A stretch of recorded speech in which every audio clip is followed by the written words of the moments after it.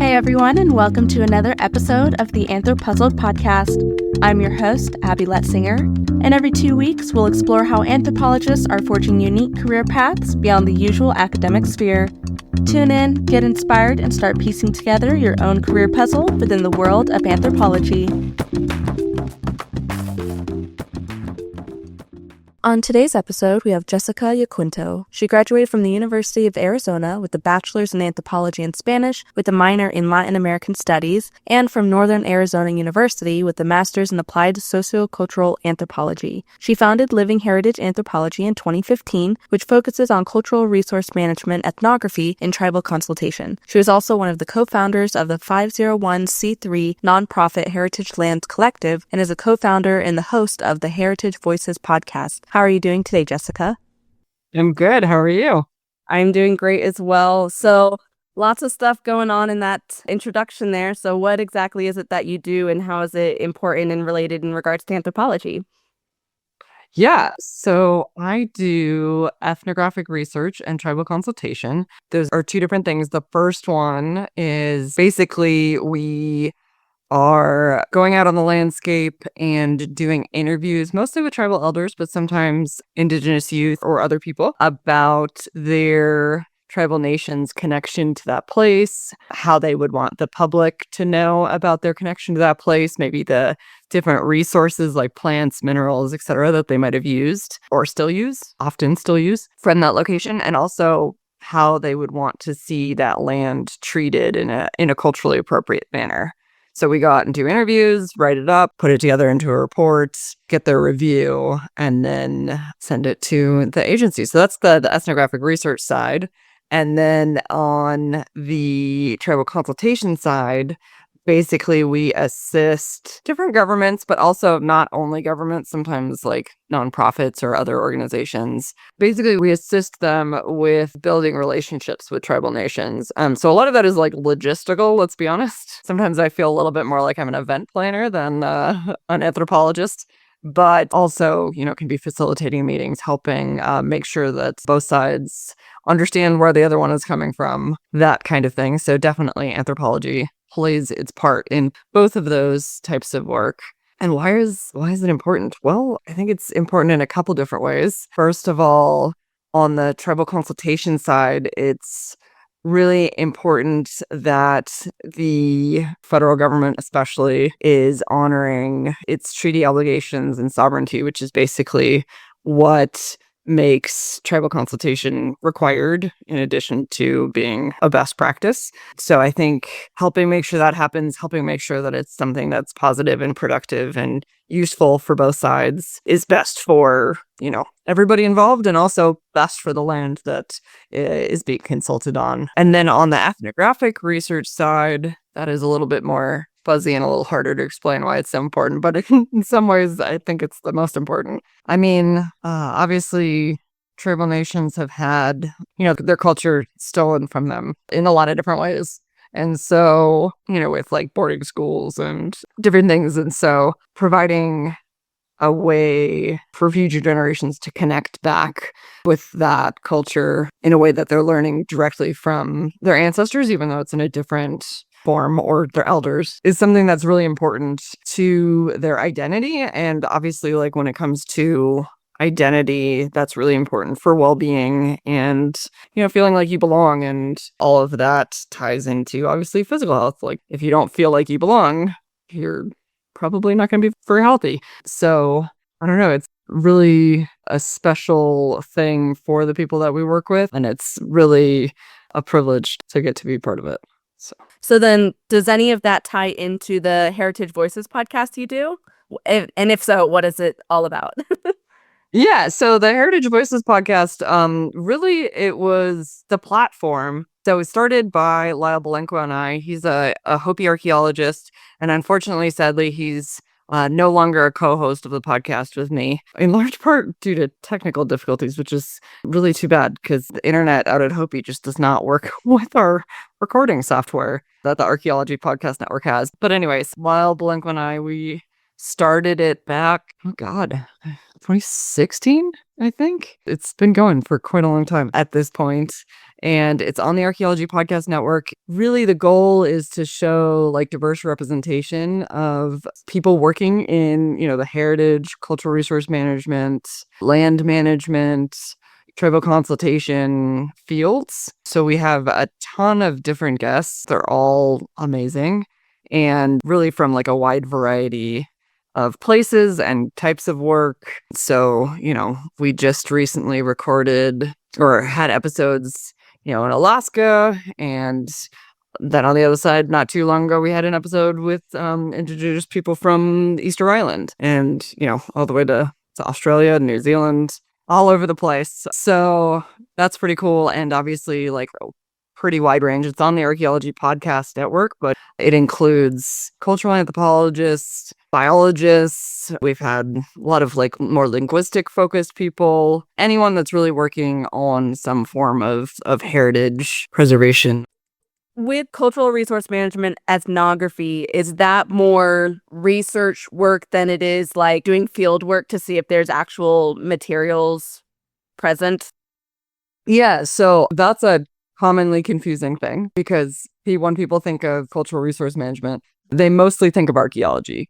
The field is very, very archaeology heavy. It's also why I am on the Archaeology Podcast Network, even though I'm a cultural anthropologist. But we do ethnographic research. We don't do archaeological surveys. So the National Historic Preservation Act, which is what most of cultural resource management work in the United States, at least, is based on, requires the federal government to consider historic resources anytime they're going to do, quote unquote, an action on federal lands or with federal permits, if there's federal money, et cetera, et cetera.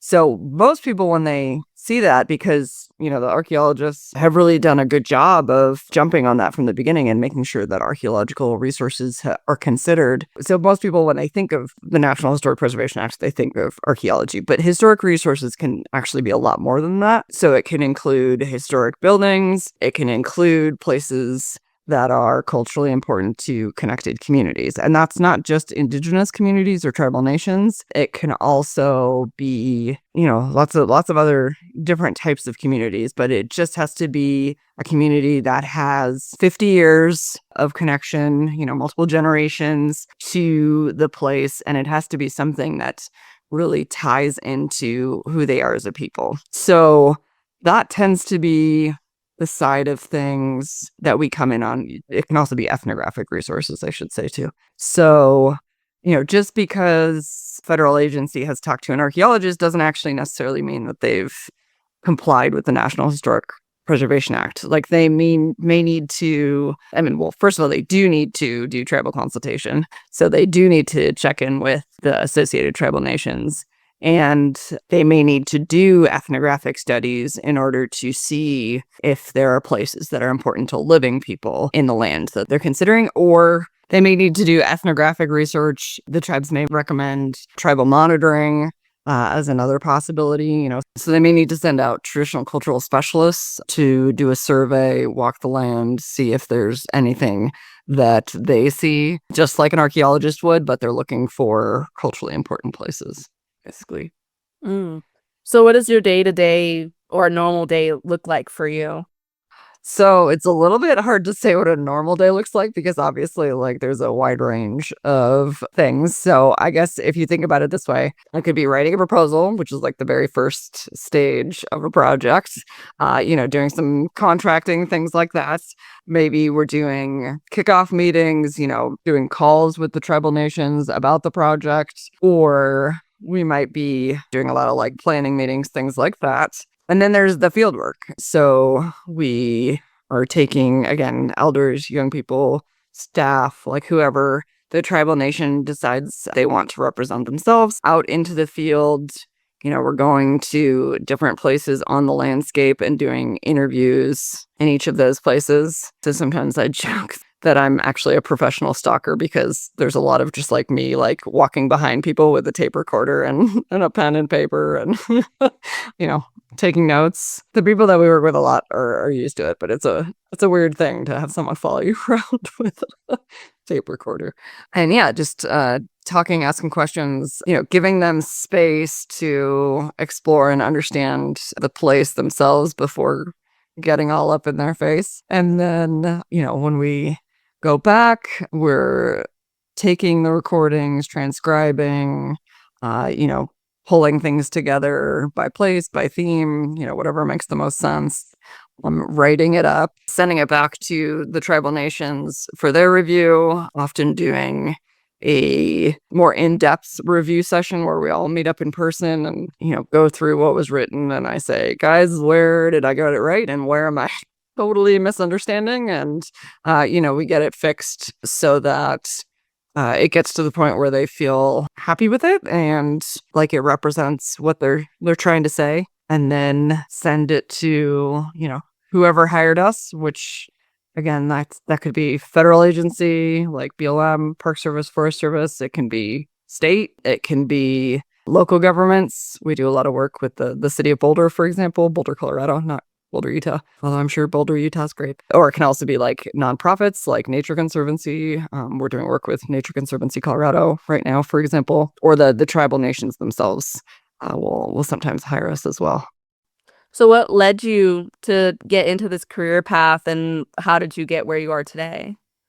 Yeah, so I guess it depends on how far back we're going. So I'll say first that I'm Jewish, and that has always been part of what I was raised with, was a sense of social justice and importance on heritage or culture and the importance of taking that forward into the future. So that all was something that has always been part of who I am, I would say, part of what I was raised with. So then when I was in high school, I had the opportunity to do this program called Amigos de las Americas, which is an incredible program. Highly recommend for anybody that is the right age for it, which is high school or college. I think now they have middle school programs to some extent too, or to anyone that, maybe their kids are the right age for it. And so I went and I spent 8 weeks in a rural village in Panama with one other American student. And, we worked in the school, and we did actually like a research-based little project. That was actually my first intro to a lot of different anthropology terms, like asset-based community development, things like that.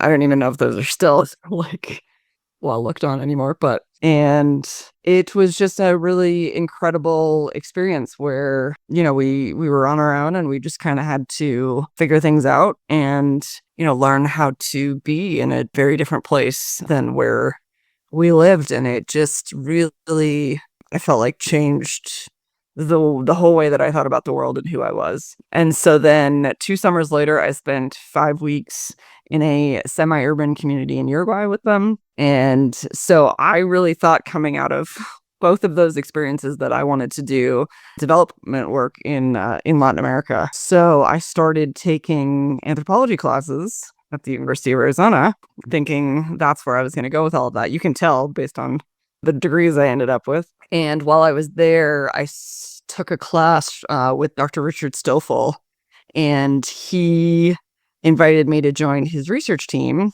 and he does this kind of work, and it really clicked. I think there's something really special about being able to do anthropology in your home area.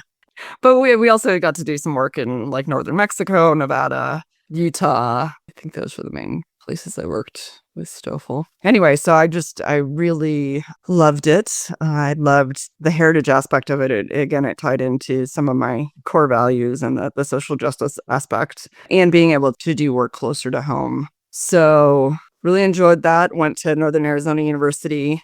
Actually did a foray into medical anthropology, which is also very cool. Not for me. Can be pretty heavy, I would say, or at least it just maybe tied in to some things that were personally heavy for me. So I think it was not quite the right match, but Dr. Lisa Hardy, who was my mentor in that aspect, really taught me a lot about community-based work and really influenced the way that I wanted to do anthropology and ethnographic research. So huge shout out to Dr. Lisa Hardy at NIU. She's great. But yeah, but ultimately decided that that was not the path that lit me up, we'll say. And so I also, while I was in grad school at NIU, started doing some work for Grand Canyon National Park. And that was definitely more up my alley, more where I wanted to go. It was a very special place to work, very cool to be part of those efforts. Very grateful that I had that opportunity. I also did a season with them working in environmental education, and it was so cool. Got to do 2 Grand Canyon River trips, and yeah, that was well worth it. But let's see, after grad school, did a couple more like medical anthropology, more related things, and some environmental education things. And then, really again decided that what I really wanted to be doing was more of the cultural resource management aspect of things, and started doing a little bit of work for a CRM company. And they really were the first ones to say, like there's not a lot of CRM ethnographers out there. You really should maybe consider starting your own company, because there's no single CRM company is probably going to have enough work for you. But if you do a bunch of work for a bunch of different organizations, there's a lot of need for the work that you're doing. And that really resonated, especially because I really liked the idea of being able to do this work in the way that I felt like was the right way to do it, being more community-based. So yeah, so that led me to start Living Heritage Anthropology in 2015. And because I'm a glutton for punishment, a group of us in 2017 decided to start what was then Living Heritage Research Council and is now Heritage Lands Collective, which is a great organization. And definitely check it out. It's now run by Mr. Joseph Gazing-Wolf. So, but for a while there, I was running both, and it was way too much. So I'm very happy to now just be working on Living Heritage Anthropology. Although, again, I highly recommend everyone check out Heritage Lands Collectives because they're doing cool stuff too. Were there any projects that you worked on that really resonated with you that you're allowed to talk about? Yeah. And I mean, obviously, there are a lot that we're not, because there's a lot of sensitivity sometimes around some of the different topics. And we really defer to the different tribal nations on their level of comfort with sharing. And some, are very understandably protective of their information, and we basically never share. And some want everything shared. So it can be pretty wide ranging, even within one project. I'd say, though, that there's been some different projects and partners lately that we're pretty excited about.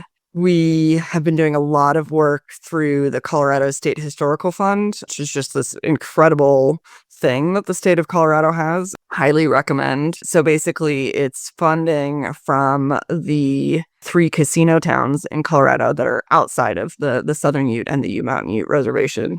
So there's, I guess you'd say, 5 casino towns in Colorado, but only 2 of those are Indigenous. So this is money from taxes from those 3 non-Indigenous casinos in Colorado, and they do granting to a wide range of grant programs related to heritage and heritage education. So a lot of like money for small towns and things like that to restore their historic buildings, which is pretty cool. But then also, things like more proactive archaeology work that needs to be done, but might have a hard time getting funded elsewhere. And then our ethnographic research. So we have currently 2 projects. We're wrapping up a third with the Colorado State Historical Fund, one of which is proactive look at the Dolores River. So we've taken 5 different tribes out so far on that project, in partnership with the Bureau of Land Management and the Forest Service. And we're looking at a bunch of different types of places along the Dolores River and, what they mean to a bunch of different traditionally associated tribal nations, but really more from a proactive standpoint as opposed to, this agency is going to put in a recreation trail and it's going to, go through and destroy this part of the land. But instead, it's more just the agencies and the tribal nations wanting to work together to understand this story of this place. So that's pretty cool. And that's only possible because the Colorado State Historical Fund. Also, they just funded a second round of the City of Boulder, Colorado's ethnographic project, which basically we've been working with tribal nations and the City of Boulder, Colorado since 2018, although the City of Boulder was actually probably one of the very first cities in the country to do tribal consultation starting back in the 90s. So they've really put in a lot of work for a very long time, long before anyone considered, especially for a city, this work required. And so basically we, through time, developed this plan to rework a bunch of the interpretive signs that is on City of Boulder open space and mountain parks lands. And as part of that, tribal nations requested an ethnographic study so they could spend some more time on the landscape and figure out really what they wanted to tell the public about their connection to that land. So that's another really cool project, and we're really excited to have the opportunity to have 4 additional tribes get to participate because of the Colorado State Historical Fund. And like I said before, also very excited about the work that we're just starting to do with Nature Conservancy Colorado. So how do you guys know which tribes to consult with? Is there like a database or a registry that you guys keep that kind of lets you know, like, oh, this tribe is like in this area, this tribe is in this area. So like if we're doing anything in those areas, we need to contact X, Y, and Z? But yeah, I mean, there are some databases out there. And sometimes, like, it depends on the database. It'll be better or worse. But a lot of it, honestly, is, based on past projects or just knowing, like, oh, okay, this part of the state, so it's probably going to be these tribes. And so there can be a lot of, also, sorry, I should also say that a lot of the agencies, like if you're working through an agency, they have their own lists. So like if it's a Bureau of Land Management project, for example, like they have a list of tribes that they consult with or don't. But also, you can start with a list and you can go to the other tribes and say, hey, who are we missing? And they'll let you know if there's somebody that's not there that should be there. So generally, yeah, you're kind of looking at a bunch of different things and piecing it together with your tribal partners. Now, if somebody was looking to get into CRM ethnography, is there a certain salary range that they should be looking for? I know it varies depending on where you work and who you work for. Yeah, it varies widely, and it's such a small niche that there isn't a lot of data compared to the other, for example, CRM archaeology. So the American Cultural Resources Association, which is the trade organization for cultural resource management businesses, which basically means, those of us that studied anthropology and didn't study business, but then started a business. It's the organization that helps us run those businesses. So ACRA, they do surveys, salary surveys, and there's usually only like the last one I looked at, I want to say only had like 2 or 3 data points for CRM ethnographers. So it varies pretty widely. I'd say the lowest end, my guess is probably 40,000, and then you're getting up to 100,000. If you go above that, I'd be pretty surprised. And even at 100,000, you're probably like very far in and very high up. So it's anthropology. I'm sure you get that answer a lot. Like, this would not be what I would recommend if you're shooting for the high paycheck. Now, do you kind of need a higher education degree to work in this field? If so, do you have any like recommendations or advice for students who are looking into grad school? Yeah. So, yeah, to really do this type of work, yeah, you need at least a master's in this field. You could maybe do some, more intro level work with a BA, but you probably have a harder time finding a position on the archaeology side. You might have a hard time finding a position even with a master's or a PhD. There's just not that many people that do exactly what I do. But I mean, on the plus side, you don't necessarily need a PhD the way that you do for some other positions. Like, for example, if you want to be a PI in archaeology, you pretty much have to have PhD, or master's and lots of experience. And that's a little less true on the ethnographer side. Yeah, as far as advice for grad school, I would say, the biggest piece of advice I would give is to get some actual experience if you can, which I know is hard because, like I said, not that many of us out there.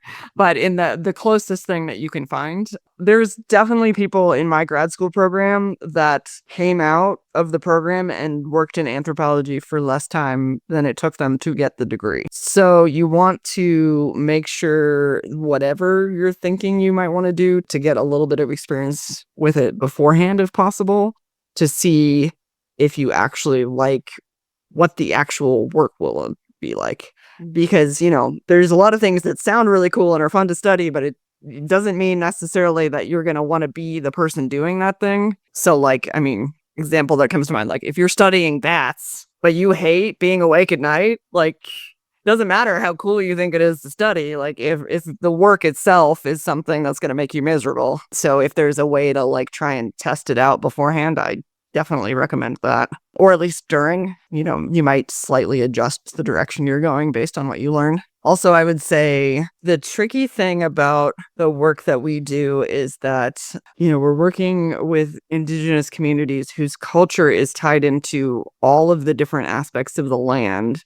And that can be tricky because, and not just the land, but obviously there's lots of different aspects of culture. So we're kind of experts on everything and nothing. If we're going to be talking about plants, and then we're going to be talking about language, and then we're going to be talking about archaeology, and then we're going to be talking about minerals, and then we're going to be talking about astronomy, and then we're going to, it's just, you kind of got to know a little bit of everything. So if you can get a wide range of classes, that might be helpful. Especially I'd say if you could do a plant class and intro to linguistic anthropology class, something like that, or one where you actually have to learn the International Phonetic Alphabet, APA, something like that. That would be really helpful. Before, I always used to say GIS, but I feel like that is changing and becoming a little less specialized, I guess. So yeah, just get as wide of experience as you can, as something as close to what you're hoping to do as you can. I know that advice is a little all over the place, but yeah, and build your network, because it really, so much, especially in a field as niche as this, it's a lot of it is just about knowing the right person when they're hiring or things like that. So yeah, and that's kind of how it is with forensic anthropology. Is a lot of students were like, oh, this would be so cool, I want to do this. I was one of those students, and then I'm like, I have to do how many years of school? No, thank you. yeah. Whereas other people, it's smells, sights, and like you said, the really high with the forensics, and then start getting that degree, and they're like, oh yeah, no, I don't want to do this. Yeah.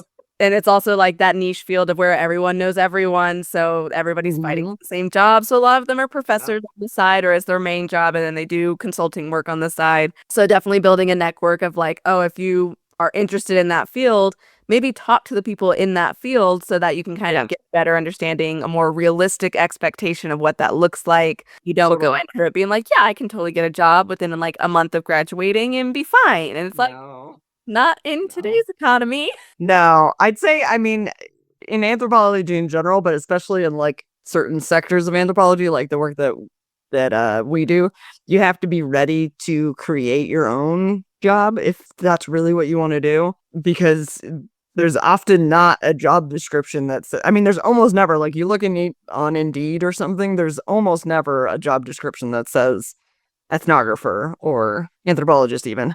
It's pretty rare, especially if it's not in academia. So you have to be ready to be a little creative in looking for work and seeing beyond the straightforward job title. So if you're looking for this easier job search in some ways right now, this moment, it's gotten a lot harder, but comparatively easier. Archaeologist, you can Google that and jobs will come up. CRM work. So yeah, CRM ethnographer, that's not going to happen for you most likely. Now, do you feel that by getting an anthropology degree, it kind of helped broaden how you view the world?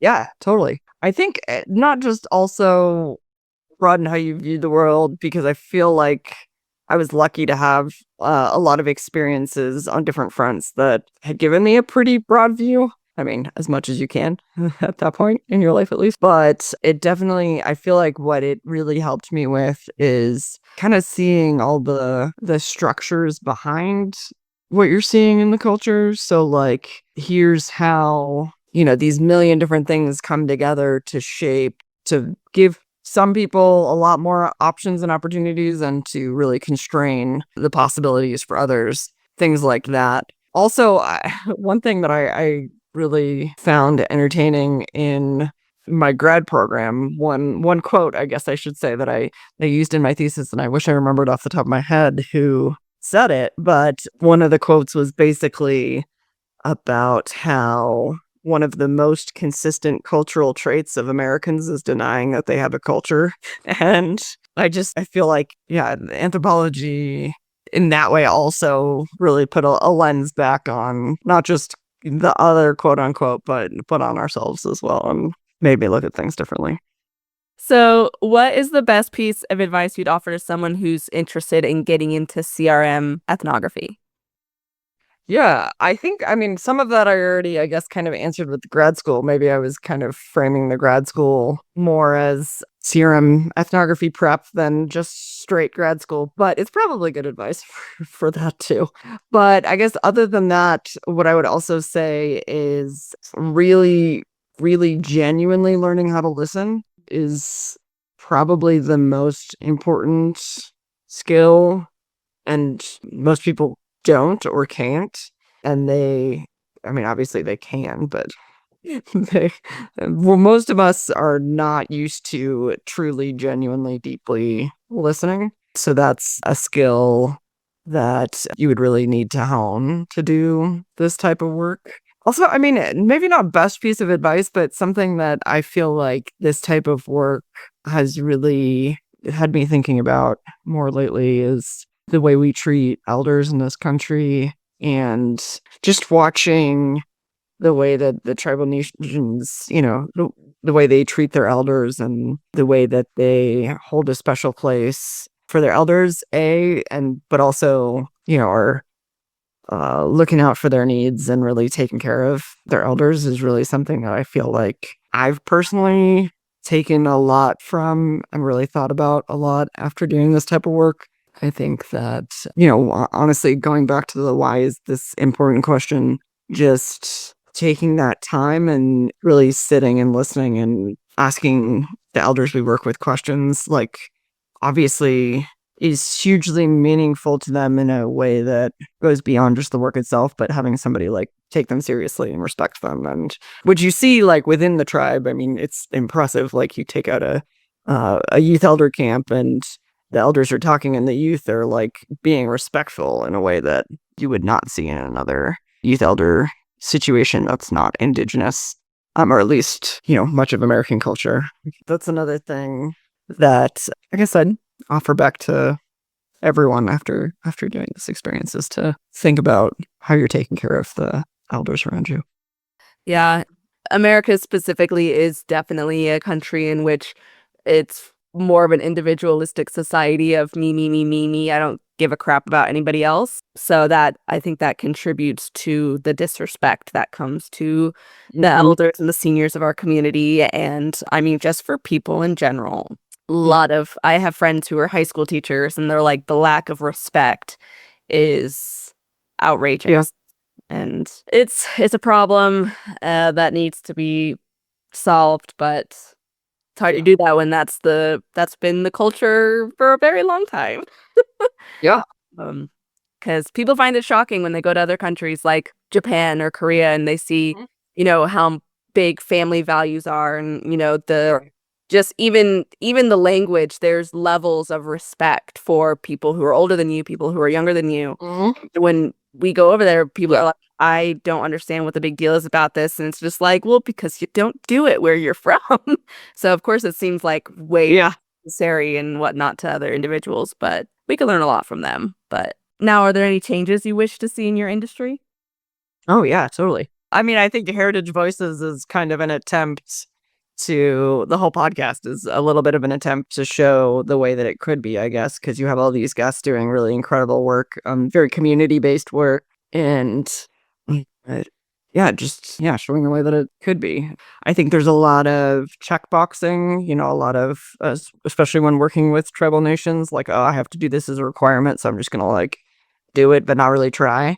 And that's always frustrating to see. I mean, luckily we don't see too much of it because we're pretty selective with who we work with, and we really only work with people that we think are going to do right by our tribal partners, because those relationships are everything to us. So we don't want to be working with people that are going to treat our partners badly. But yeah, I think also, like I already said before, National Historic Preservation Act does not just mean that you need an archaeology survey. I'll shout that one from the rooftops. But yeah, and also, like, again, I still see a lot of, panels or podcasts or different things where there's a whole bunch of anthropologists working together, and you look around and they all look like me. And Heritage Voices has a huge number, more than 100 at this point, of guests who do not look like me. And, so when you see these things, it's like, it's frustrating because it's like there's this huge pool of really incredible people that you could be pulling from. And if I can have, every month a different guest, like you can find one person for your panel that doesn't look like you, or doesn't study the same thing you study, or doesn't, whatever. But, the manels or the panels on a Indigenous topic with no or one Indigenous person on it, or things like that. I would really love to see the industry do better on. And now on the flip side, is there anything that you just absolutely love about the work that you do in the industry you work in? Yeah, I mean, it's a very cool job. Like, I mean, it's funny because sometimes you're like sitting in front of a computer and you're like, oh my God, I have to get this report done or whatever. I'm doing admin. But like, then sometimes it's like, wow, this is like a National Geographic thing. Like, you're going to like these incredible places that like maybe the public doesn't even get to go to. And you're going there with the people who like care most about it in the whole world, and it's directly tied to who they are as a people, and just means everything. And you're getting to be part of that experience of like providing a way for them to go home to that place. Or like you write a chapter and you're like, oh God, did I like, hey, this is clearly like meant so much to these people. Did I totally mess this up? Did I get their story right? And they're like, yes, you got it. And it's like, it's the best moment. But I know a lot of times I don't. And then we fix it and it's fine. But also like, I got to go out in the field very briefly with Deb Haaland, the past Secretary of the Interior, originally from right next door in New Mexico. And that was really special, getting to present a project that, has meant so much to me and has been really, really important with, our tribal partners. This was through Heritage Lands Collective. That was just a once in a lifetime kind of opportunity. That's just cool. Now, finally, where can listeners learn more about you and what you do? Yeah, I mean, I think the biggest resource that I would recommend, well, okay, I guess first I'll say the Living Heritage Anthropology website, livingheritageanthropology.org. But beyond that, I mean, we have a couple of Heritage Voices episodes that tie into the work that I do more directly. So there's a Browns Canyon National Monument episode and a City of Boulder episode that are both with my direct colleagues that I worked on those projects with. So those are two good episodes. I'm sure we can put the episodes in the show notes that really kind of highlight, if you're looking to hear, like what one project is like more in depth. Those are two pretty good examples. Okay, awesome. Well, I had a great time chatting with you today and learning a whole other side to CRM work. Because I've had a few CRM guests on, but with a completely different experience every time with what they do and what you do. So I think that's really cool that there's, even within the same field, there's different pathways within that field for those who are interested in different things. So hopefully someone hears this and says, oh my gosh, I would love to know more. Let me reach out, and that you get more individuals who do what you do and can help out a little bit. So thank you so much. Yeah, of course. Thank you so much for having me. Yeah, absolutely. Well, I hope you have a fantastic rest of your night. All right, you too. All right, have a good one. Thanks for listening to another episode of AnthroPuzzled. This show was produced by me and distributed in collaboration with the American Anthropological Association. A special thanks to Cheyenne Brewer for editing the website, L. Akers for the incredible logo design, and to AnthroPuzzled's interns for the episode descriptions. The music is courtesy of Chad Crouch, aka Poddington Bear of Sound and Picture. If you have any questions, you can reach me at abby.letzinger@anthropuzzled.com or as AnthroPuzzled on Instagram, Facebook, and YouTube. Until next time.